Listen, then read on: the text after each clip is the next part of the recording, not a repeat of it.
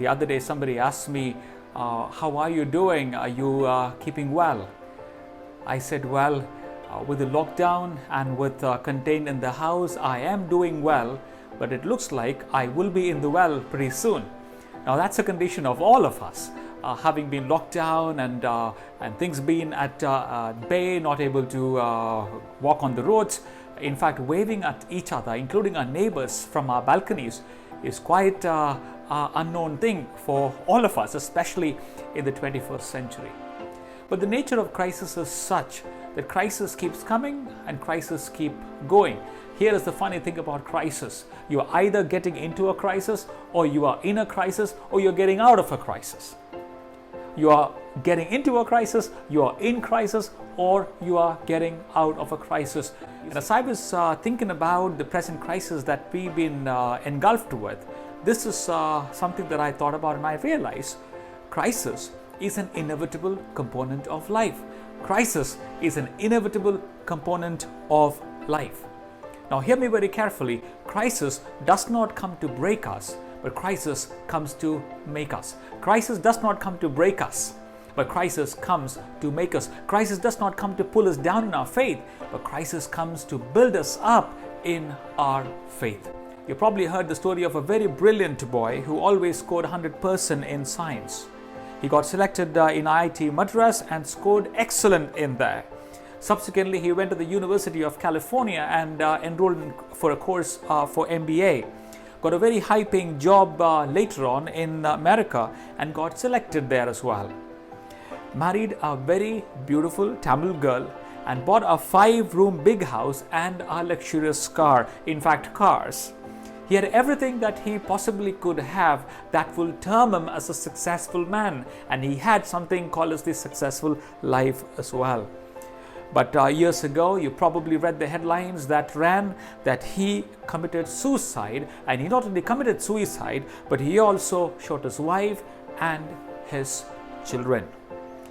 Well, the question then arises is what really went wrong?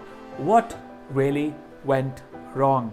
The California Institute of Clinical Psychology studied his case and found out what really went wrong. The researchers met the boy's friends and family and found that he lost his job due to American economic crisis, and he had to sit without a job for a long time. After even reducing his previous salary amount, he didn't get any job.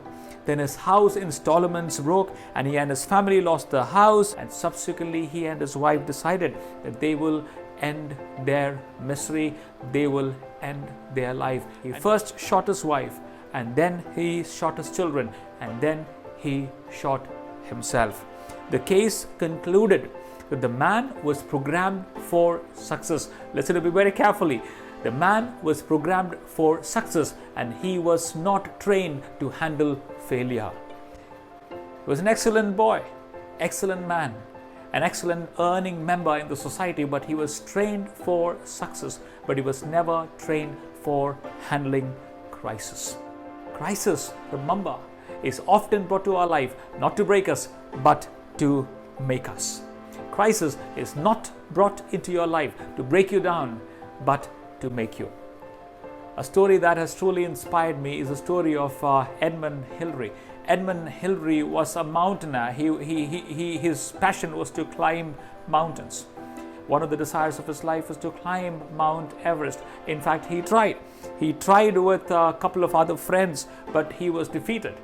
And this was the time Mount Everest could be climbed from China-occupied Tibet, and the Nepal government opened it only about twice a year. But because of extreme weather conditions and running out of oxygen sets, they were rather defeated. And it is said that once he was called to address school children, and as he was to take the lectern to deliver his address, and as he stood by waiting for his turn, as he turned onto the wall of the school, he saw this huge picture of Mount Everest hanging on the wall, and it seems as if Mount Everest looked at him and grinned and said, "Look, I have defeated you." And that's when Sir Edmund Hillary made a fist out of his hand and looked at the picture and said, "Yes, you might have defeated me once, but you have done all the growing you could possibly have done. I am still growing. I will defeat you." You have done all the growing, but I am still growing. And as the story goes about, in 1953, he, along with a Nepali Sherpa, at the age of 33, climbed Mount Everest. And he not only climbed Mount Everest, and as he put the flag of his country into the highest summit possible, this is what he said. Please pardon my language, I'm quoting him. He looked at the top of the Mount Everest and said, "Busted, I have conquered you. I have conquered you." To things around us, all that we can say is, you have done all the growing you possibly have done. We are still growing. The second lesson that I learned from the crisis that we're going through is this, that we have to learn to unlearn to relearn. We have to learn to unlearn to relearn. The illiterate of the 21st century is not the one who cannot read and write, but the illiterate of 21st century is the one who will not unlearn to relearn to learn back again. Can I say that one more time? The illiterate of 21st century is not the one who cannot read and write, but the illiterate of 21st century is the one who will not unlearn to relearn again. I remember a poster that came in the social media some time back. The poster had the picture of a helicopter and the pilot inside, and a cameraman hanging by the sides and taking a picture. And then there was a picture down there, and the picture was that of the drone. And then there was a caption down there which said, both the helicopter pilot and the cameraman lost their job. I think that's literally what's going to happen with the world that is going about evolving and moving. If you and I are not willing to unlearn to learn and relearn, I think we will soon be redundant. Today you can get certificates from Google for the courses that you do on it, but the certificates are valid only for 2 years, at the maximum 3 years, because they realize knowledge becomes redundant. The knowledge shelf is just about 2 to 3 years, after which we will have to unlearn to relearn to learn back again. And third, I think crisis often reveals our object of trust. Crisis often reveals our object of trust. You see, we've been leaning against the walls of security. We've been leaning against the walls of our health system. We've been leaning against the walls of our knowledge. We've been leaning against the walls of military prowess. But today, I think all of those walls have been broken down.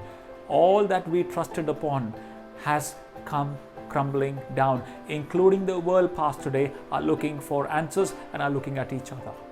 We really do not know what to do. Crisis often reveals your object of trust. Whom have you trusted in moments like this? And I think it is a good suggestion perhaps to trust in the one who has created us. Trust in God Almighty, for He is sovereign. He is in control of everything. Ask yourself, whom are you leaning against? So first, crisis often comes to our life not to break us, but to make us. It is not brought to our life to pull us down, but to build us up. So don't worry. Make a fist against the crisis and say, you have done all the growing you could possibly have. I and we are still growing. We will overcome you. Second, remember, the world belongs to the ones who are willing to unlearn, to relearn back again. Are you willing? And third, crisis often reveals the object of your trust. What are the walls that you are leaning against? May God bless you and watch over you and watch over your families as well. Thank you.